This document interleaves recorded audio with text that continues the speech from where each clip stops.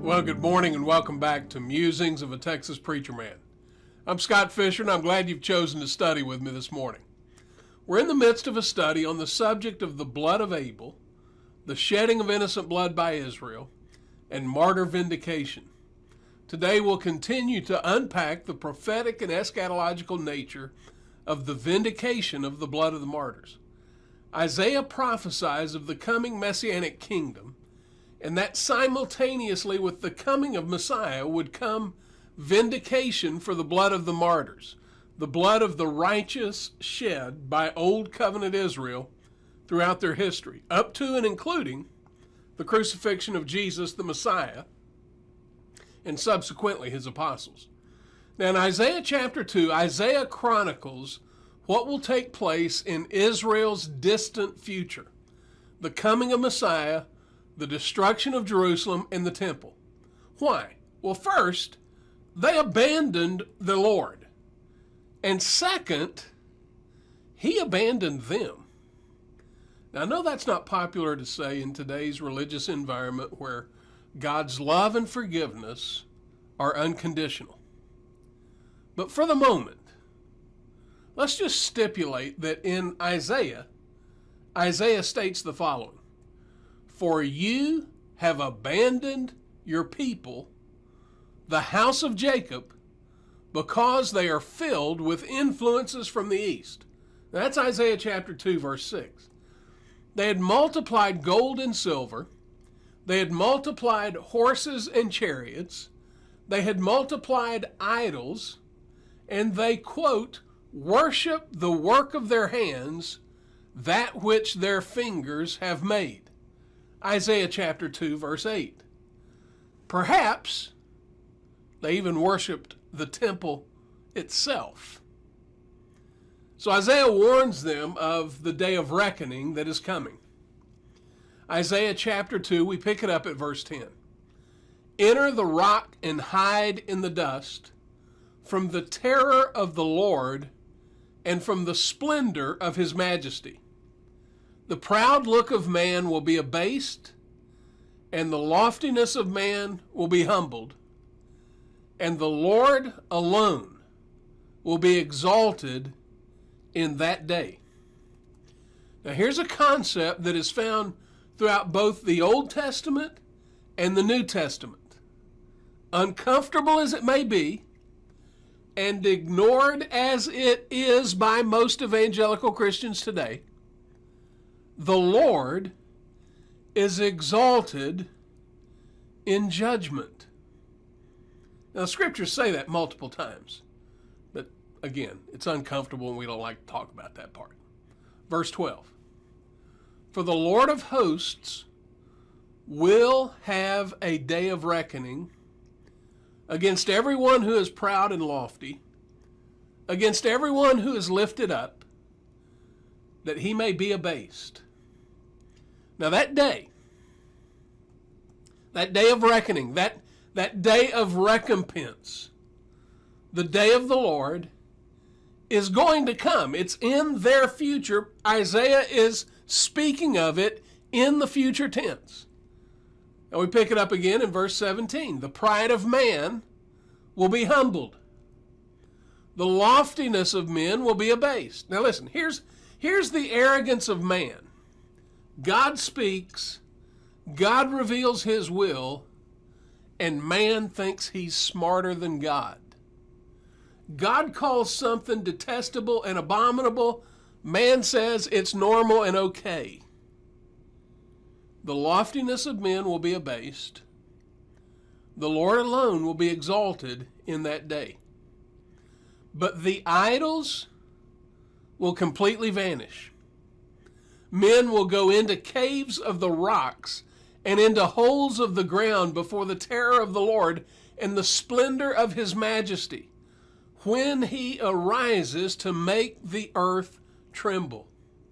In that day, men will cast away to the moles and the bats their idols of silver and their idols of gold, which they made for themselves to worship, in order to go into the caverns of the rocks and the clefts of the cliffs before the terror of the Lord and the splendor of his majesty, when he arises to make the earth tremble. Stop regarding man whose breath of life is in his nostrils. For why should he be esteemed? Now, what's amazing about this passage is that Jesus references it and applies it to the first century Jews. You'll recall at his crucifixion, the crowd that followed him as he was carrying his cross, and the women are mourning and crying out for him. We'll pick it up in Luke 23, verses 27 to 31. And by the way, it is also referenced in the book of Revelation. Verse 27. And following him was a large crowd of the people and of women who were mourning and lamenting him. But Jesus, turning to them, said, Daughters of Jerusalem, stop weeping for me, but weep for yourselves and for your children. For behold, the days are coming when they will say, Blessed are the barren and the wombs that never bore and the breasts that never nursed. Now verse 30. Then they will begin to say to the mountains, Fall on us, and to the hills, cover us. For if they do these things when the tree is green, what's going to happen to them when it's dry? Now here's what we need to grasp. This day of judgment, when Messiah, the Lord, will be exalted, was going to occur in the lifetime of those who crucified Jesus. Jesus refers back to these messianic prophecies when he speaks of the coming judgment on Jerusalem and the temple. Now, to ignore this fact is to be completely dishonest with the Scriptures. To ignore the history of the destruction of Jerusalem and the temple in 70 AD, this is not debatable. That it happened just exactly as Jesus said it was going to happen, exactly when he said it was going to happen, is to be dishonest with the Scriptures. To minimize the significance of the destruction of Jerusalem and the temple in fulfillment of biblical prophecy is to be dishonest with the Scriptures. Now in Isaiah chapter 3, he continues to describe the judgment that is going to come upon them in their future. And we pick it up in Isaiah 3, verse 8. For Jerusalem has stumbled and Judah has fallen because their speech and their actions are against the Lord, to rebel against his glorious presence. The expression of their faces bears witness against them, and they display their sin like, well, here we go again. Here's Sodom.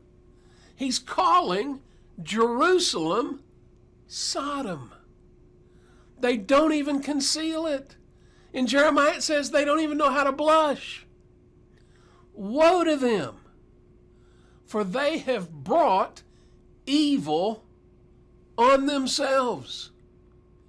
Now say to the righteous, verse 10, that it will go well with them, for they, the righteous, will eat the fruit of their actions. And woe to the wicked, it will go badly with him, for what he deserves will be done to him. Now once again, we see the dual nature of what is going to take place in that day, the day of Messiah. Salvation for the righteous remnant and destruction for the wicked apostates. Now in Isaiah chapter 3, verse 25 and 26, your men will fall by the sword and your mighty ones in battle. And her gates will lament and mourn, and deserted she will sit on the ground. Now chapter 4 ties it to the coming of Messiah. Indisputably. Verse 2, in that day, the branch of the Lord will be beautiful and glorious, and the fruit of the earth will be the pride and the adornment of the survivors of Israel. What's he saying?